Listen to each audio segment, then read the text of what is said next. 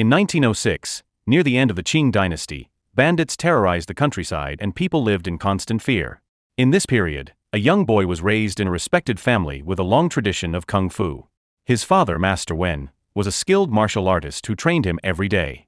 He taught not only fighting techniques but also the principles of honor, preparing his son to one day reach the highest level. Life remained steady until one night when their home came under attack. Hundreds of bandits stormed the property under the command of Zheng Shanlong, an ambitious leader determined to unite all bandits under his rule. Master Wen fought back but was overwhelmed by the sheer numbers.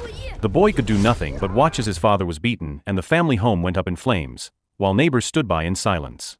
This was the beginning of the old way. By 1926, China had moved forward in many ways, yet bandits were still a daily threat. Many disguised themselves as dockworkers to loot shipments from businessmen who refused to pay protection fees. At the Muyang city port, 3 escorts, Peng Yinan, Ma Ming and Lei Wu, arrived as bandits were robbing goods belonging to Yiqian. Peng had offered his services earlier, but Yiqian refused. After suffering losses, Yiqian begged for help. Peng agreed, but demanded double his original price. He then ordered Ma Ming and Lei Wu to fight while he kept out of the fray. With the bandits defeated, Peng went to the city border guard of Muyang to secure a business permit. Their actions did not go unnoticed. A woman named Zhuang Yu had been watching closely and later approached them at an inn. Yu proposed a job. She asked them to kill someone, giving a silver bracelet as a guarantee and promising gold bars as payment upon completion. She told them to meet her in Fongjing village if they agreed. If they refused, she warned, the bracelet would be treated as plunder lost to bandits. Peng hesitated, but Ma Ming and Lei Wu insisted on taking the job, especially since they already had the advance. Lei Wu, showing a personal interest in Yu, pushed even harder. With that, the 3 set out for Fongjing village, only to find her home empty. As they searched for answers, a boy named Hewa suddenly attacked Lei Wu with chopsticks. Peng and Ma Ming were startled, but they were even more shocked when the boy called Yu his mother. None of them had expected her to have a child, and Lei Wu looked disappointed, realizing the woman he admired already had a family. Yu quickly explained. Hewa and the other children in the village called all women mother, and all men father, because their real parents had been killed by bandits. She then revealed why she had hired Peng, Ma Ming, and Lei Wu. A few days earlier, she had received a marriage proposal from the eldest son of the Zheng family. The proposal came with pressure from the clan, which was notorious for its brutality. Yu did not want to accept, but for the safety of her village, she had to consider it. If she married into the Zheng family, the village would no longer be forced to pay tribute to the mountain bandits. Still, she believed her own life would be at risk if she agreed, so she hired the escorts in search of another solution. After hearing this, Peng put forward his own idea. He suggested that Lei Wu become Yu's partner instead. Since Lei Wu already cared deeply for her, Peng believed this would protect Yu while also shielding the village from threats. Meanwhile, in Muyang City, Tang Wanyun, a loyal aide of the Zheng family, met with 2 leaders of the largest trade associations and the city's police chief. He delivered the wedding invitation of the Zheng family's eldest son and relayed his master's claim to rule over Muyang. The message was intended as a warning, but the 3 men dismissed it. This angered Yan Ping, who believed the Zheng family underestimated his authority. Tensions quickly turned violent. Sha Wenting struck Yan Ping, and his men immediately killed Yan Ping's guards. The brutal display terrified Master Su and the police chief. Out of fear, both pledged loyalty to the Zheng family. But Tang Wanyun was not satisfied and ordered their deaths on the spot. Back in Fongjing village, Yu prepared for a ritual before being taken to Longyang Mountain to marry the Zheng family's eldest son. Moments before the procession arrived, her father decided to hide her, unwilling to see his daughter forced into a life of suffering. When Yu could not be found, Tang was enraged, seeing it as a betrayal of the agreement. Yu's father claimed he did not know her whereabouts and promised to repay the dowry in double. Tang, realizing she was being protected, punished Hewa as a warning. Yu then stepped out of hiding to protect the boy. She reminded Tang that the agreement on tribute payments remained binding, and her marriage could not proceed under force. That night, while Peng slept, he dreamed of his past. He remembered running through his old village, knocking on doors, and begging for help. No one answered, even though his father had once helped them all. By morning, as they gathered for breakfast, Peng, Ma Ming, and Lei Wu turned their focus to Yu. They planned to infiltrate the mountain bandits by disguising themselves as members, hoping to find her while the rival factions clashed. The journey to Longyang Mountain was long, with hundreds of bandits gathering for the wedding of the Zheng family's eldest son. Gaining entry to the main hall, where the senior leaders met, proved difficult due to strict guest hierarchies. A dispute broke out over rank.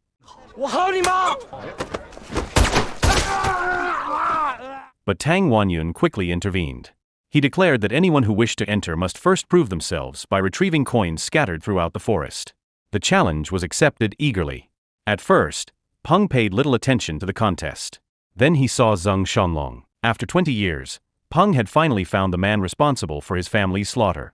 In the forest, chaos erupted as bandits killed one another for coins, which determined their standing within the Zheng clan.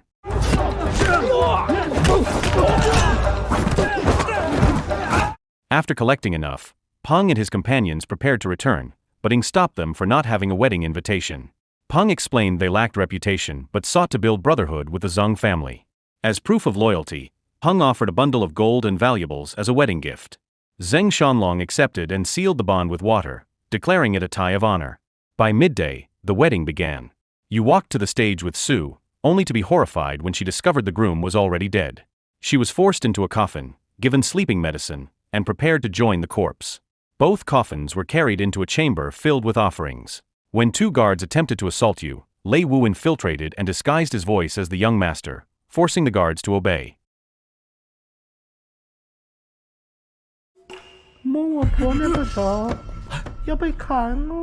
Meanwhile, in the main hall, the bandits feasted. A drunk bandit harassed a courtesan, provoking Zheng Shanlong. He fired his pistol, but the shot missed. Peng stepped in, calming him and seizing the weapon. He recognized it as the same model used in his family's murder. Xiao praised Peng's handling of the weapon and asked if he had once served in the military. Peng avoided the question, claiming to be nothing more than a dock porter. Impressed, Zheng Shanlong handed him the pistol and declared him leader of a new firearms unit. Zheng seemed convinced, but Tang Wanyun grew suspicious and began probing Peng's identity. The coffins were taken to a cave in the Longyang Mountains before burial. Inside, Lei Wu tried to wake Yu from the drug's effect. She thanked him for risking his life but reminded him her feelings had not changed. Lei accepted this and asked about her former husband.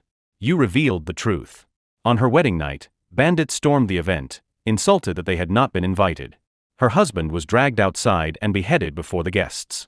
Lei Wu tried to comfort her by humming a tune, though it was badly off-key. The sound unsettled the guards outside until someone tapped them on the shoulder. It was Maming, arriving to rescue Yu and Lei Wu. Back in the hall, Peng joined the bandits in gambling. Xiao, intent on exposing his identity, pressed closer and even risked everything in the game. Later that night, in a private room, she tried to seduce Peng to confirm her suspicions. Peng, fully aware of her intent, stayed calm. When she realized he was mocking her, Xiao attacked with a hairpin, sparking a brief fight. Though she began to lose, Peng made clear he only wanted the list of association members and had no intention of harming her. After he secured the key he needed, Xiao ordered Long and her guards to retrieve it.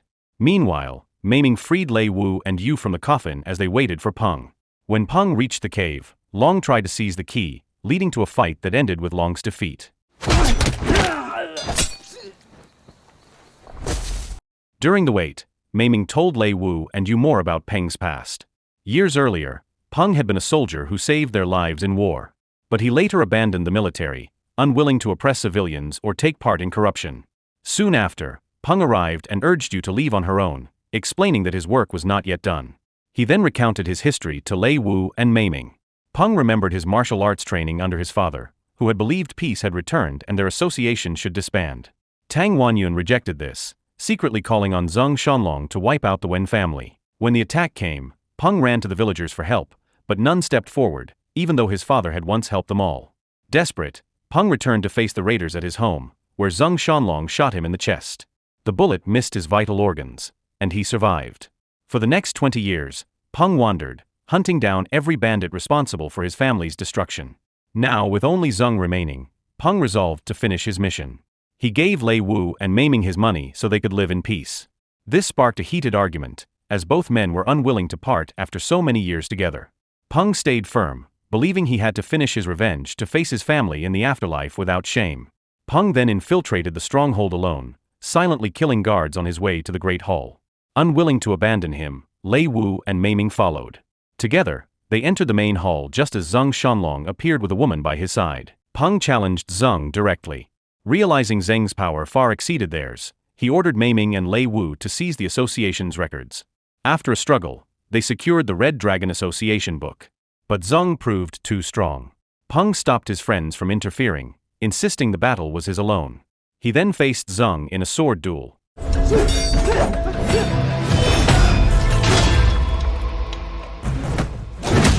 At last, Peng prevailed. When Zeng awoke, bound and hanging by his tied hands, he saw the written names of Peng's parents before him. Only then did he realize Peng was the same boy he had shot years earlier. Standing before the altar of his parents, Peng drove his sword into Zeng's stomach 3 times, finally completing the revenge he had carried for decades. Before Zeng's corpse, Tang Wanyun condemned Xiao for failing to protect the key and ordered her death so she could join her master in the afterlife. Taking command, Tang rallied the mountain bandits and mercenaries, vowing to crush those who had shamed the association and offering rich rewards to anyone who struck down its enemies. Meanwhile, with his 20-year revenge finally complete, Peng, together with Lei Wu and Meiming, prepared to leave the Muyang region. But they soon realized Fongjing village would likely face retaliation from the bandits, so they chose to return and stand with the villagers who were determined to defend their land. A heated debate broke out. Some villagers argued that you should be handed back to Tang Wanyun, fearing disaster if they resisted. In the end, they followed Peng's decision to fight. The next day, Tang Wanyun and his forces descended on Fongjing village to avenge their master. Zani, the association sharpshooter, demanded that Peng show himself. Peng responded by shooting Zani dead on the spot, proving his skill. Enraged, Tang ordered his men to spread out and attack. Meiming and Lei Wu rushed Yu and Hewa to safety as bandits fired relentlessly. Meanwhile, Peng went after Tang alone. Though shot in the stomach, he pushed forward. Elsewhere, Huan hurled a bag of dynamite into the house where Yu and Hewa were hiding. Meiming and Lei tried to intercept it but were hit by gunfire. Meiming was wounded in the leg, while Lei was riddled with bullets as he shielded Yu. With his last strength, Lei hurled the dynamite back toward the enemy, sacrificing himself so Yu could live. Seeing his sworn brother fall, Meiming rose to fight. He clashed fiercely with Chun, their duel evenly matched until both were locked in a struggle. At the decisive moment, Yu stabbed Chun in the stomach, giving Meiming the chance to finish him. Meanwhile, Peng faced Tang in a brutal gunfight. Though wounded and cornered, Peng endured. Tang struck his stomach wound and knocked him down, taunting him about the fall of his father's association and boasting of his own right to lead. Even on the brink of death, Tang remained arrogant, until Peng rose again and shot him, ending his life. Later, at Lei's grave, Peng asked Meiming about his future. Meiming said he would build a home there, to honor Lei and keep him company in death. He also asked Peng to return, reminding him that the home would always be his as well. Peng then spoke with Yu, who returned his silver bracelet. She asked him to visit Lei's grave on the 1st and 15th of each month to pray. Yu promised she would do the same, though she still wondered where Peng would go. Peng answered simply that he did not know, only that as long as the road of righteousness remained, he would follow it. The film closed with Peng walking away, continuing his journey along the path of righteousness. So the moral of the story is never trust a silver bracelet, it always leads to trouble.